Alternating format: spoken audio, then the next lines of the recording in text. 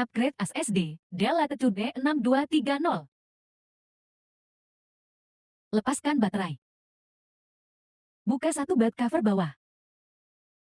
Membuka dengan cara menggesernya. Buka dua baut pengunci harddisk. Buka harddisk dengan mengangkat plastik ini. Jika pengungkit lepas atau rusak, bisa dengan cara mencongkelnya. Lakukan dengan hati-hati. Lepaskan converter soketnya. Pasang SSD yang baru dan pasang converter soketnya. Pasang ke laptopnya dengan cara sedikit ditekan seperti ini. Pasang pengunci dan baut kembali.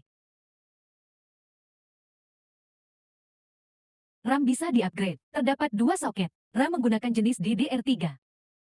Maksimal sampai 16 GB. Pasang kembali cover dan baut.